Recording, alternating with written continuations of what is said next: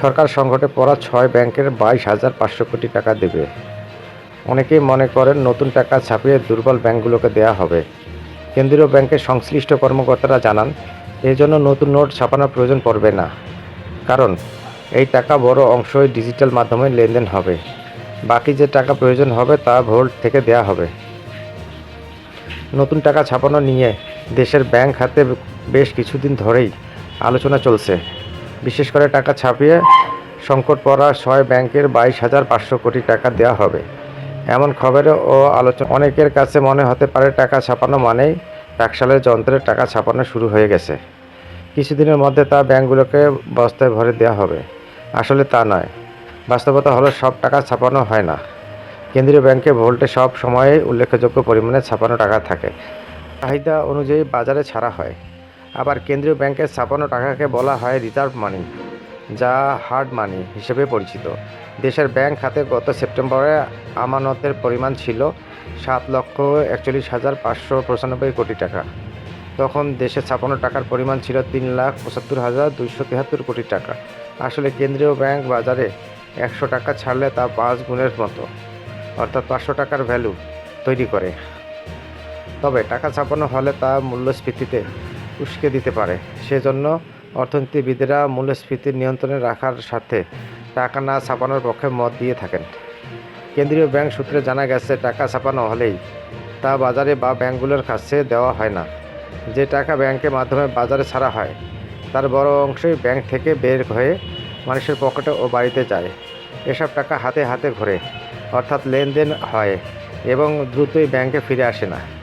ব্যাংকগুলোর ভোল্টেও কিছু টাকা জমা থাকে, যা দিয়ে গ্রাহকের দৈনন্দিন নগদ টাকা চাহিদা মেটানো হয়।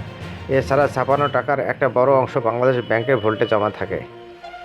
বাংলাদেশ ব্যাংকে এক প্রতিবেদনে দেখা গেছে, গত ৫ আগস্ট আওয়ামী লীগ সরকার পতনের মাসে ব্যাংকের বাইরে টাকার পরিমাণ কিছুটা বেড়ে যায়। পরের মাস সেপ্টেম্বরে প্রায় ৯,০০০ কোটি টাকা ব্যাংকে ফিরে আসে।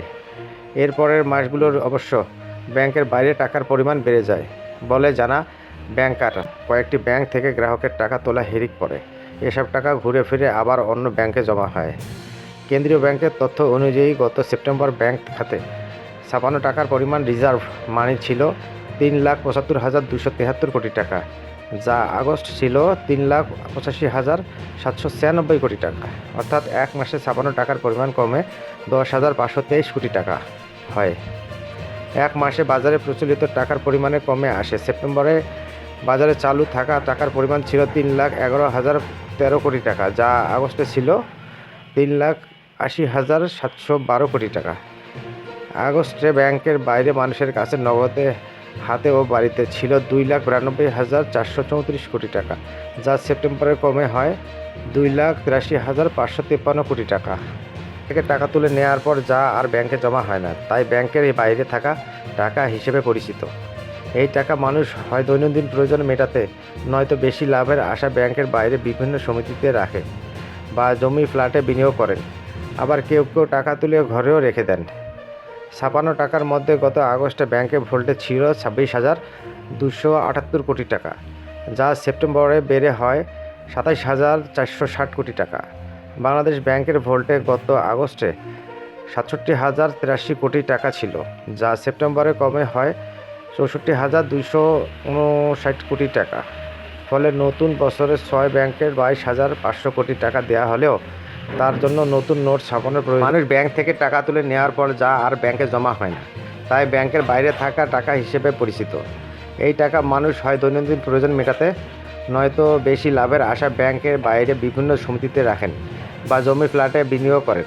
আবার কেউ কেউ টাকা তুলে ঘরেও রেখে দেন। ছাপানো টাকার মধ্যে গত আগস্টে ব্যাংকের ভোল্টে ছিল ২৬,২৭৮ কোটি টাকা, যা সেপ্টেম্বরে বেড়ে হয় ২৭,৪৬০ কোটি টাকা।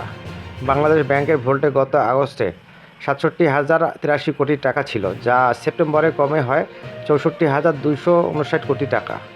ফলে নতুন করে ৬ ব্যাংকে ২২,৫০০ কোটি টাকা দেওয়া হলেও তার জন্য নতুন নোট ছাপানোর প্রয়োজন পড়ছে না। কারণ এই টাকার বড় অংশ ডিজিটাল মাধ্যমে লেনদেন হয়। বাকি যে টাকা প্রয়োজন হবে তা ভোল্ট থেকে দিতে পারলে কেন্দ্রীয় ব্যাংক